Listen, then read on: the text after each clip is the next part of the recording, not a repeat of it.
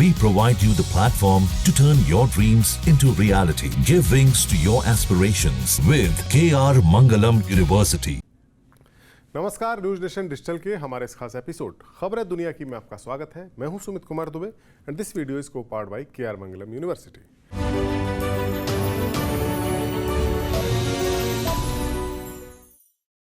Iran Israel के बीच पिछले महीने हुआ 12 दिन का युद्ध तो थम गया है, लेकिन मिडिल ईस्ट की राजनीति के बिसात पर घात प्रतिघात का दौर अब भी जारी है।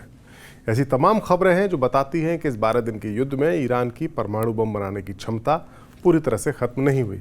अमेरिका की कोशिश है कि किसी भी तरह से ईरान के साथ फिर से एक बार न्यूक्लियर डील की बात की जाए ताकि एक बड़े युद्ध का खतरा टाला जा सके। इसी बीच अचानक से ईरान के सुप्रीम लीडर के खास दूत मॉस्को जाकर रशियन प्रेसिडेंट व्लादिमीर पुतिन से मिल लिए हैं। इससे पहले खबरें आई थीं कि पुतिन ईरान को उसका परमाणु कार्यक्रम बंद करने के लिए मनाने की कोशिश कर रहे हैं, लेकिन बाद में पुतिन के दफ्तर यानी क्रेमलिन की ओर से इसका खंडन कर दिया गया था। ऐसे में अब खामेनेई के दूत के साथ पुतिन की यह मुलाकात इशारा कर रही है कि मिडिल ईस्ट में आई ये टेम्परेरी शांति टेम्परेरी ही है और कहीं ना कहीं एक बड़ी जंग की तैयारी हो रही है। इस पूरे 12 दिन के युद्ध में जो इजराइल के हमलों के दौरान सबसे बड़ी बात, जो सबसे अहम बात जो सामने आई थी, वो थी ईरान का कमज़ोर एयर डिफेंस। 12 दिन के दौरान इजराइल के जहाज़ों ने जब चाहा जहां चाहा हमला किया और उस हमले से पहले ईरान की एयर डिफेंस प्रणाली को नष्ट किया। लेकिन अब ईरान ने इस 12 दिन के युद्ध से सबक लेकर अपने एयर डिफेंस को फिर से मजबूत कर लिया है। 2025 जून में हुई इस जंग में इजरायली वायुसेना ने ईरान की मिलिट्री के कई इंस्टॉलेशंस को निशाना बनाया। इनमें से कई मिसाइल प्रोडक्शन के सेंटर थे, एयर डिफेंस की बटालियंस थी, रेडार स्टेशन इनमें शामिल थे। ये युद्ध उस समय और ज़्यादा गंभीर हो गया जब ईरान ने इजराइल की ओर से दर्जनों ड्रोन्स और मिसाइलें छोड़ी भी, जिनमें से कई को इजराइल के आयरन डोम और डेविड स्लिंग जैसे जो एयर डिफेंस सिस्टम है उन्होंने इंटरसेप्ट किया भी और कई इजराइल में जाकर गिरे भी। इस जंग में ईरान की एयर डिफेंस को हालांकि काफ़ी ज़्यादा खतरा पहुँचा, नुकसान पहुँचा, लेकिन जिस तरह से ईरान ने जवाबी तैयारी की है उसने इजराइल और उसके साथी मुल्कों को चौकन्ना कर दिया है।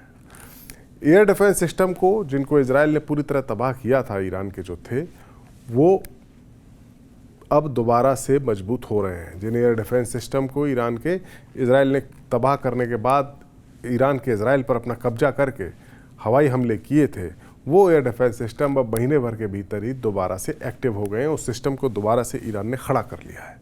इतना ही नहीं, पहले से कहीं ज़्यादा अब घातक बना दिया है। ईरान की डिफा प्रेस न्यूज एजेंसी के मुताबिक ईरान की फ़ौज के ऑपरेशंस के डेप्यूटी महमूद मुसवी ने दावा किया है कि सभी डैमेज्ड एयर डिफेंस सिस्टम को ईरान में बने सिस्टम से रिप्लेस कर दिया गया है।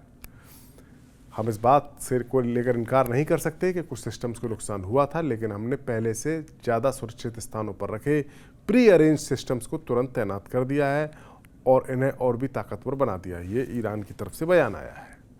इस बार ख़ास बात यह बताई जा रही है कि ईरान ने विदेशी सहयोग के बिना ही अपने एयर डिफेंस सिस्टम को फिर से एक्टिव किया है और इनमें सबसे अहम है बावर 373, जो कि ईरान का डोमेस्टिकली ही प्रोड्यूस्ड, डोमेस्टिकली ही developed long range air defence system है।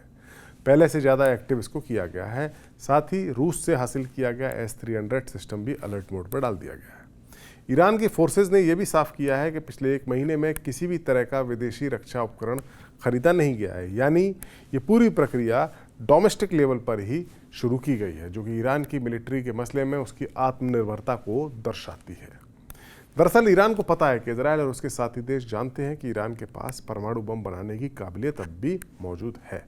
लिहाजा अगर कोई डील अमेरिका के साथ नहीं हुई तो युद्ध फिर से हो सकता है। ऐसी सूरत में अगर हमला होगा तो वो पिछले हमलों से भी ज़्यादा सटीक और घातक होगा। लिहाजा ईरान अपनी तैयारियां पुख्ता कर रहा है। वहीं दूसरी ओर ऐसा लगता है जैसे इजराइल की जो खुफिया एजेंसी है मोसाद, उसके ऑपरेशंस भी ईरान में अब भी जारी हैं। दोनों मुल्कों के बीच 24 जून को सीज़ फायर हुआ था। उसके बाद तेहरान और बाकी दूसरे शहरों में भी विस्फोटों की एक सीरीज़ देखने को मिली है। ईरान के शहर कोम के पास विस्फोट में कई लोग घायल हुए थे। इसकी वजह से गैस रिसाव बताया गया था, लेकिन तेहरान, करज और दूसरे शहरों में भी ऐसी घटनाएं हुई हैं और इसके पीछे साजिश की बात को कहा जा रहा है। इजरायली मीडिया वायनेट ने तो अपनी एक रिपोर्ट में मोसाद के ईरान में लगातार एक्टिव होने का दावा किया है। वायनेट के मुताबिक जानकारों का कहना है कि ईरान में विस्फोटों की घटनाएं कोई टेक्निकल खराबी नहीं है, बल्कि एक पैटर्न है। ये विस्फोट लगातार हो रहे हैं और शासन इस पर खामोश है, जिसे केवल एक इत्तेफाक नहीं कहा जा सकता। एक्सपर्ट्स के मुताबिक ईरान ने अफगानिस्तान के प्रवासियों को निर्वासित भी कर दिया है। यहाँ गौर करने वाली बात यह है कि इनमें से कई ऐसे हैं जो संवेदनशील स्थानों पर काम कर रहे थे। इन अफगानियों को देश से बाहर निकालने की प्रक्रिया हालांकि लंबे समय से चल रही थी और जनवरी से लेकर अब तक 14 लाख अफगानियों को ईरान से बाहर निकाला गया है। इजरायल युद्ध के बाद इसमें तेजी आई है। अफगानिस्तान की सरकारी समाचार एजेंसी बख्तर ने खबर दी है और बताया कि एक ही दिन में 1500 से ज़्यादा अफगान शरणार्थी परिवार अपने वतन वापस लौटे हैं। ये लोग ईरान और पाकिस्तान दोनों जगह से आए हैं। सरकारी मीडिया एजेंसी के मुताबिक शनिवार को कुल 1576 शरणार्थी परिवार अफगानिस्तान लौटे। इनमें से 81 परिवार ही पाकिस्तान से थे, जबकि 1495 परिवार ईरान से अपने वतन वापस लौटे। जाहिर है ईरान अब इस 12 दिन के युद्ध से सबक लेकर कोई भी ऐसी गुंजाइश छोड़ना नहीं चाहता जिसका फ़ायदा इजरायल को हो। वहीं दूसरी तरफ इंटरनेशनल स्तर पर भी ईरान अब अपनी चालें चल रहा है और अपनी तैयारी पुख्ता कर रहा है। इसी सिलसिले में सुप्रीम लीडर के दूत पुतिन से मिले हैं। पुतिन को लेकर भले ही अमेरिकी प्रेसिडेंट ट्रंप उत्साहित रहते हों, उन्हें अपना दोस्त बताते हों, लेकिन यूक्रेन युद्ध को लेकर पुतिन ने ट्रंप की एक भी बात नहीं मानी है। लिहाजा रूस को सबक सिखाने के लिए पुतिन ने यूक्रेन को और ज़्यादा खतरनाक हथियारों से लैस करने का फैसला लिया है। लेकिन इसी बीच ईरान के सबसे बड़े लीडर के दूत के साथ पुतिन की मुलाकात की खबर आ गई है। पिछले रविवार को रूस की राजधानी मॉस्को में व्लादिमीर पुतिन और ईरान के सुप्रीम लीडर खामेनेई के मेन एडवाइज़र और दूत अली लारिजानी के बीच एक बैठक हुई। इस बात की जानकारी रूस के प्रवक्ता दिमित्री पेस्कोव ने दी। उन्होंने बताया कि पुतिन और लारिजानी के बीच ये अघोषित बैठक हुई है। ये अनाउंस नहीं किया गया था कि एक मीटिंग होने वाली है। उन्होंने बताया कि लारिजानी ने पुतिन के सामने मिडल ईस्ट में बिगड़ते हालात और ईरान के परमाणु कार्यक्रम से जुड़े हुए ताज़ा स्थिति का आकलन पेश किया है। दिमित्री पेस्कोव के मुताबिक इस बैठक के दौरान पुतिन ने मिडल ईस्ट में स्थिति के बिगड़ने से उसे रोकने, उसको स्थिर करने और ईरान के परमाणु कार्यक्रम के राजनीतिक समाधान पर अपनी राय व्यक्त की है। लेकिन ये तो वो बातें हैं जो बताई गई हैं। पर्दे के पीछे क्या बात हुई होगी उसके तो बस कयास ही लगाए जा सकते हैं और इस बातचीत का नतीजा, जिन बातों के कयास लगाए जा रहे हैं कि रशिया से कैसी मदद दी जाएगी या कैसी एडवाइस दी जा रही है, उसका नतीजा आने वाले दिनों में मिडिल ईस्ट में दिखाई दे सकता है। जाहिर है अगर यूक्रेन को लेकर अमेरिका रूस पर दबाव बनाएगा तो पुतिन भी ईरान को फौजी तौर पर और ज़्यादा मजबूत करने की बात कह सकते हैं। बहरहाल इतना ज़रूर कहा जा सकता है, ये सब कयास ही हैं, लेकिन इतना ज़रूर कहा जा सकता है कि ईरान के परमाणु हथियारों को लेकर 12 दिन की जंग ने इस मसले को सुलझाने के बजाय और ज़्यादा उलझा दिया है।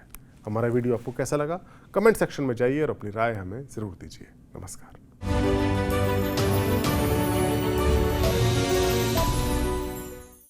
जहाँ भक्ति है हर शब्द में, कथाओं में छुपे हैं दिव्य रहस्य और ज्योतिष देता है जीवन को दिशा। धर्म से जुड़ी हर बातों को जानने के लिए हमारे चैनल स्तुति को सब्सक्राइब करें। चैनल पर जाने के लिए इस लिंक पर क्लिक करें।